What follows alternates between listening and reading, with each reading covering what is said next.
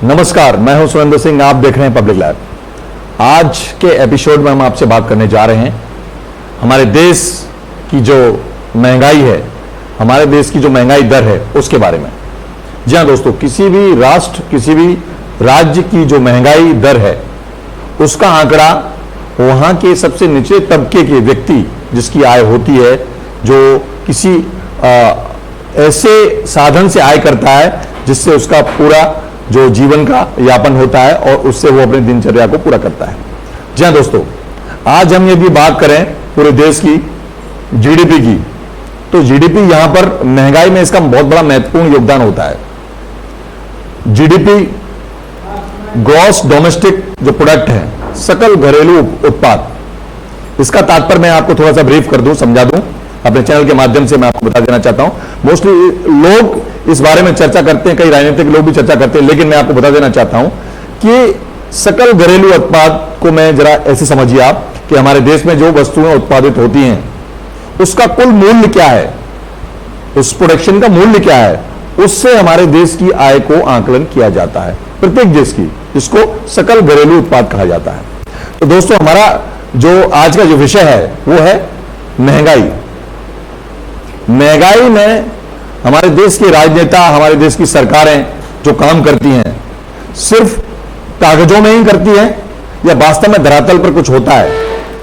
ये तस्वीरें जो आप देख रहे हैं, ये वो देश का वो तबका है जो हमारे देश की बुनियाद और उसकी नींव रखता है।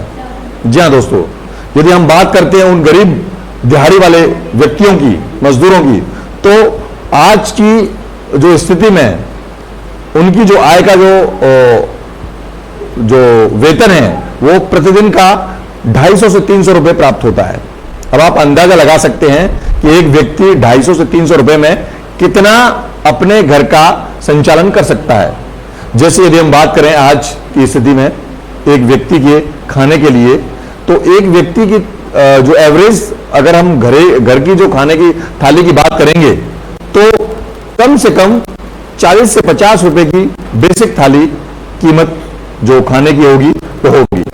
यदि किसी के घर में 4 से 5 लोग हैं, तो यदि 5 लोगों का अंदाजा भी हम यदि लगा सकते हैं, तो 5 लोगों की जो थाली की कीमत होगी वो 250 रुपए होगी कम से कम। अब यदि हम दूसरी ओर बात करें कि इससे हमारे देश में जो एक तबका है, यानी मजदूर तबका, और दूसरी ओर यदि हम अपर क्लास की बात करें, तो उनके जो आय के साधन हैं और उनके जो आय की जो श्रेणी है वो एक उच्च स्तर की है।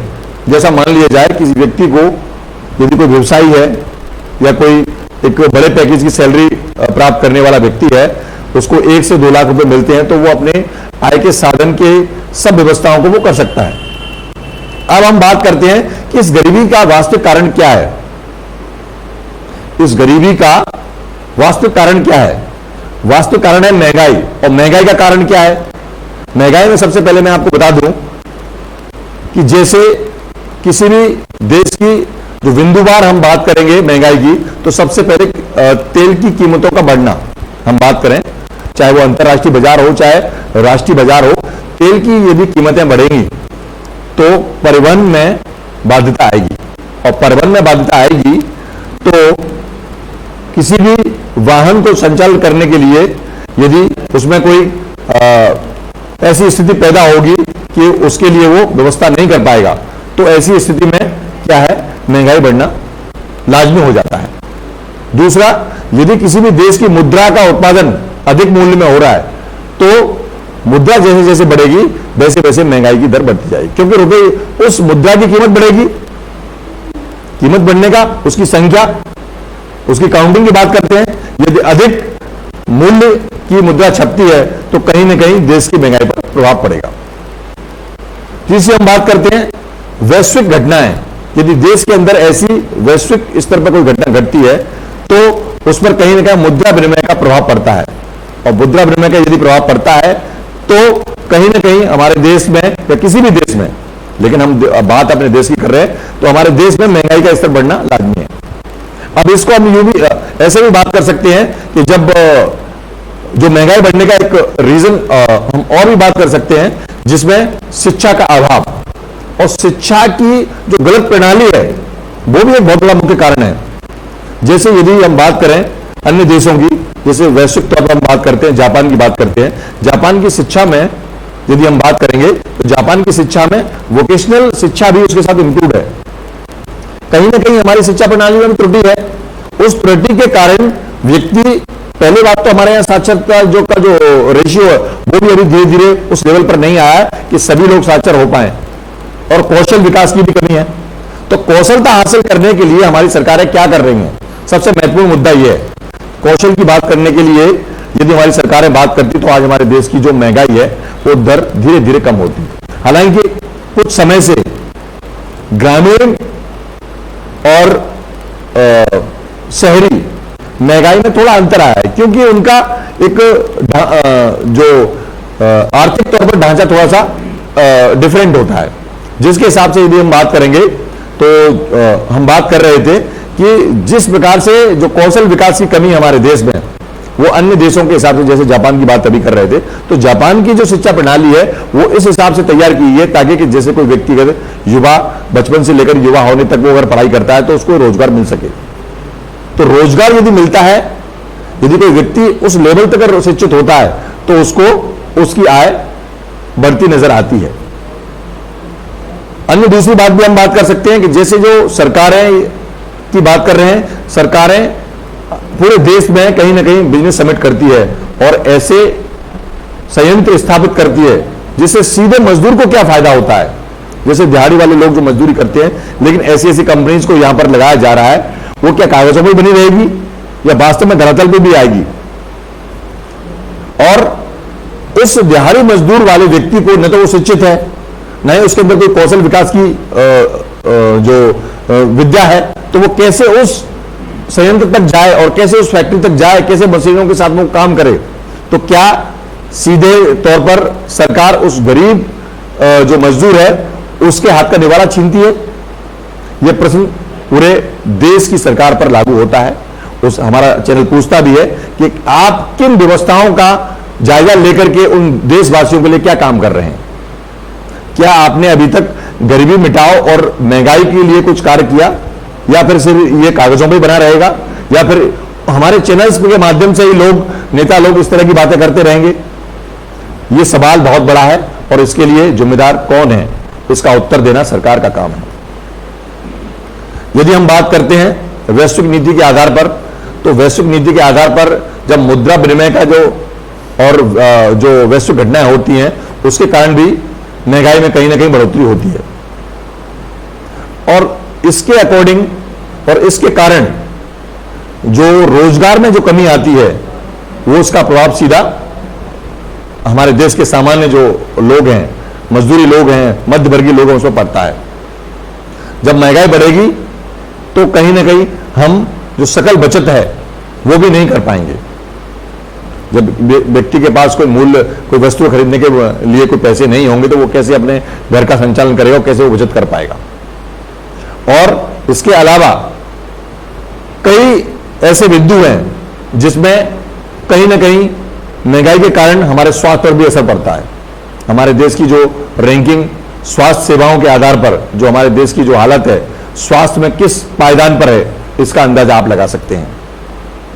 तो यदि देश के अंदर महंगाई होगी तो बेरोजगारी बढ़ेगी, और बेरोजगारी बढ़ेगी तो कहीं ना कहीं हमारे देश के लोगों के स्वास्थ्य पर असर पड़ेगा। आज हमारे देश में 140 करोड़ लोग रहते हैं। हमारे देश की जनसंख्या इतनी है। अब आपने देखा होगा, कोरोना काल की स्थिति देखी होगी, जब हमारे देश की जो वैश्विक रैंकिंग है स्वास्थ्य के आधार पर, वो किस पायदान पर? लगभग 111वें पायदान पर है। जब वो देश जिनकी स्वास्थ्य की जो रैंकिंग थी वो लगभग दूसरे तीसरे पहले पायदान पर थी, उनकी क्या हालत हुई कोरोना में? कितने लोगों की जान चली गई। हालांकि हमारे देश में भी कई लोगों ने जान गंवा दी और इसके लिए सरकार ने भी बहुत सारे काम किए, लेकिन क्या पहले से इस तरह की घटना होने के कारण क्या आज हमारा देश इस स्थिति में तैयार है कि अगर ऐसी कोई आपदा आ जाती है तो हमारे देश की महंगाई, बेरोजगारी और स्वास्थ्य की इन सुविधाओं को वो कहीं ना कहीं संपन्न तौर पर सीधे लोगों तक पहुंचा सके?